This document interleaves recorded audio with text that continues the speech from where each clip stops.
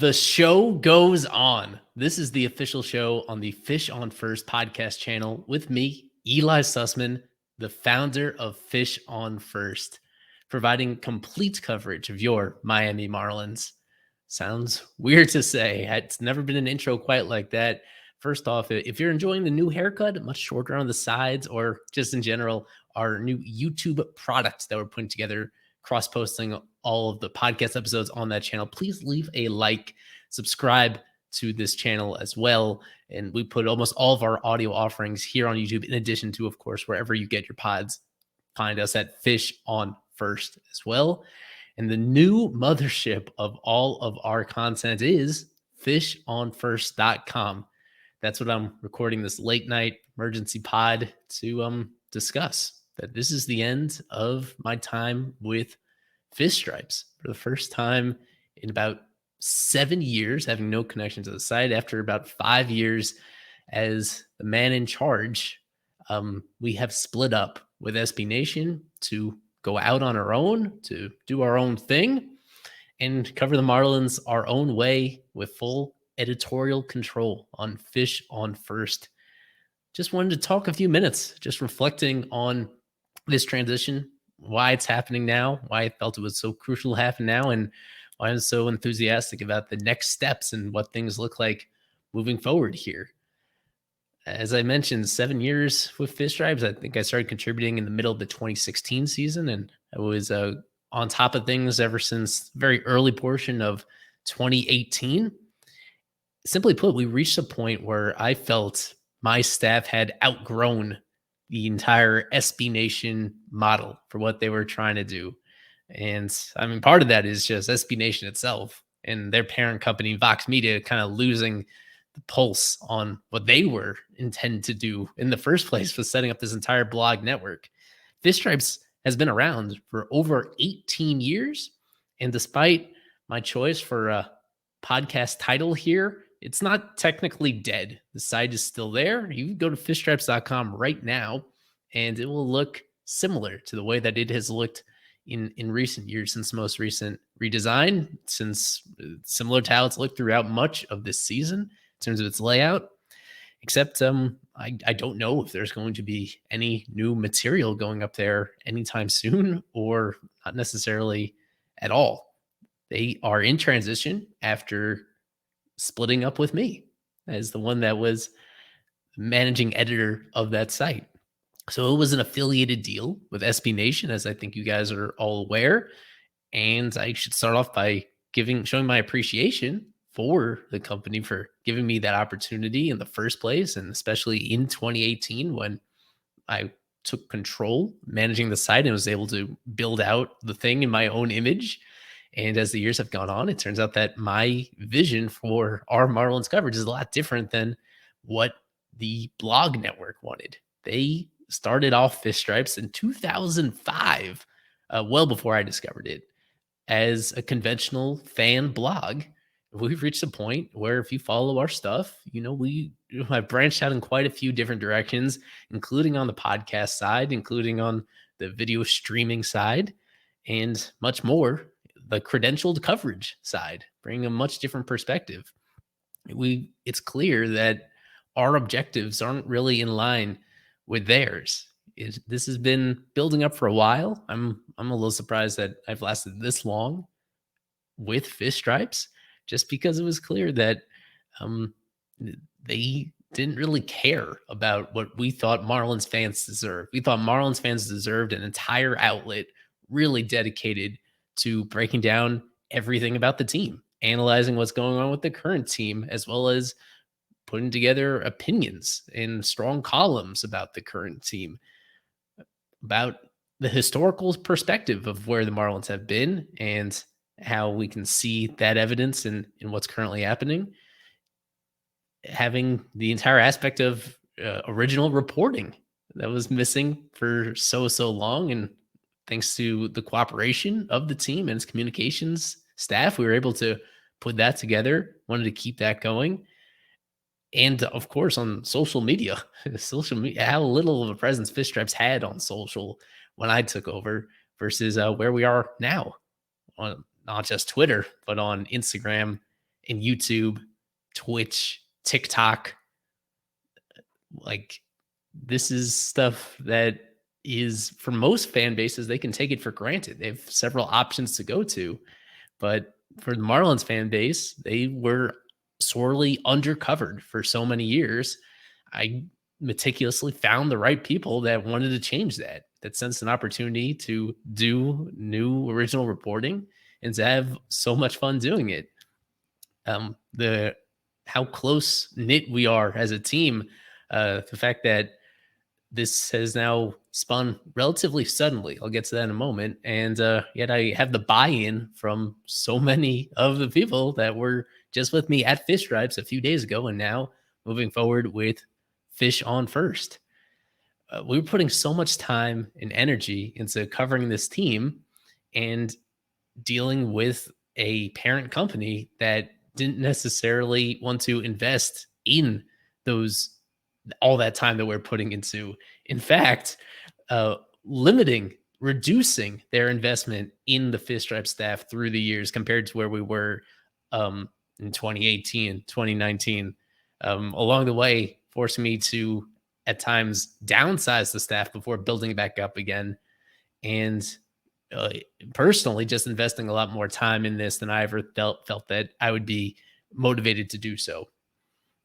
Again, this just goes back to the fan base itself and how much I've enjoyed providing content for them and how supportive they've been with us throughout everything we do and helping shape our coverage, being extremely constructive for the most part with their criticism along the way. And that's helped us get better, helped us reach a point where we feel totally comfortable now going out and running our own site, running our own outlet, finally, having full control. It felt like in recent years for large, a lot of aspects of this, we did have control. We did have a lot of editorial control, and we were able to create a lot of new things. But every once in a while, SB Nation would step in, and it was just clear that their goals were a lot different than ours. We had maxed out exactly what this thing could grow into while being still an affiliate of them. So the path forward is to branch out, to do it on our own, to get even more creative with the kind of coverage that we do, and on the business side, to be able to very directly like try to create products that people are interested in investing in and actually like make this somewhat of a business instead of just a hobby, instead of just a blog, making it so much more than that. And this is our opportunity to do so. As I mentioned, Fish Stripes is still standing, but I don't know if it's going to be updated for any time in the foreseeable future. So I'm gone.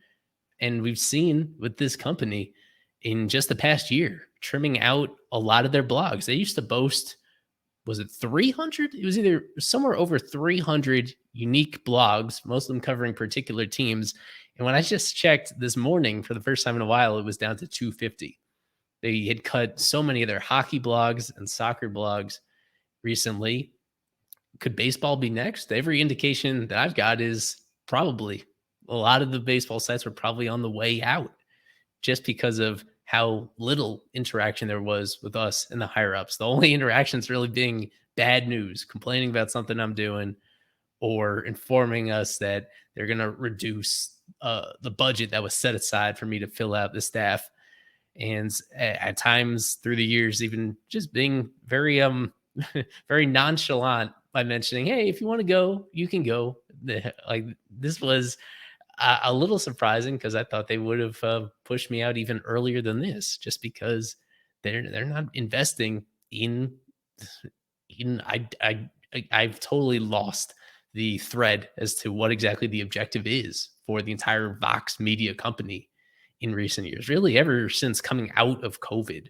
So that's been almost 3 years coming out of when the baseball season was paused. Ever since then, it's just been um, aimless, in my opinion. I don't want to be associated with that anymore. They did provide us a well functioning website for the most part. and distribution deals that made it easily discoverable for people even outside of the typical Marlins audience. And beyond that, it's really hard to point to what exactly the positives were. What exactly at this point here in 2023, what were they giving us that was really all that valuable? It's never been easier to start your own outlet, to start your own website. And for the moment, we're still fine tuning this. When I showed the first look at fishonfirst.com to my to my staff, they were underwhelmed about the design of it. I'm going to spend some time trying to get it right. Perhaps investing what I can to make sure that it rivals the kind of user experience that people had on Fish Stripes. And ultimately, I want it to be a better user experience. I want to organize the site with the flexibility that I did not have over there. Um, the level of customization that we now potentially can make on our site in order to really capture everything about the Marlins fan experience, and while also, featuring our partners that support us, um, and to tap into even some new ideas that we hadn't been able to tap into before, and write about new verticals that we hadn't gone into before because of some editorial control that was above us. I'm just excited to unpack this all in the middle. We get almost 13 minutes into the pod before talking about how interesting a Marlins season this has been. So it has been um, the last few days to kind of step away from this and handle everything behind the scenes. It's been very difficult because I love being glued into every day of this season, one that is unlike any other full length season that the Marlins have had in a while. And I didn't want to let it all pass by while we're still stuck in this affiliation that didn't make a lot of sense anymore. So ideally, in hindsight, we probably should have pulled the trigger on this prior to the start of the season in order to get everybody on the same page, and all our everybody in our longtime Fish Stripes audience to understand where we were going and to give them ample time and breathing room to get there. And putting ideally, it would have happened then instead of right entering Memorial Day weekend. So I know for some people, they're going to miss out on this big announcement. It's going to take them a while to find us and get up to speed. All you need to know is that everybody responsible for building Fish Stripes into what it has been in recent years are going away, and they are moving to this convenient new location that is going to offer the same caliber of coverage and hopefully better coverage once we get settled in and get the new workflow kind of up and running. So that will be even better than ever for a fan base that very richly deserves this kind of quality, multifaceted coverage that we provide here. The new website, fishonfirst.com instead of fishstripes.com. That site, I don't know whether they're going to hire a replacement. If there is some blogger out there that's listening to this, that wants a bigger, it's still nonetheless a ample size platform, maybe you can inquire with them. But I don't know if they're formally hiring one or if they're just going to let this sit and waste away as they have done with dozens of other sites in recent years, when they just don't want to invest in that kind of coverage anymore. And I think maybe they recognize that people like us, if you're really passionate about doing this and you are ambitious about what you want to make as an outlet covering a particular team, you're better served just doing it independently at this point. Our podcast still associated with the Fans First Sports Network. That is what the FFSN is about. And we're proud to partner with them. They've been a lifeboat for a lot of the podcasts that got trimmed out of the SB Nation podcast network during the off season. So I've enjoyed my experience with them very much. That's kind of why we're going with this name for at least the rest of the season.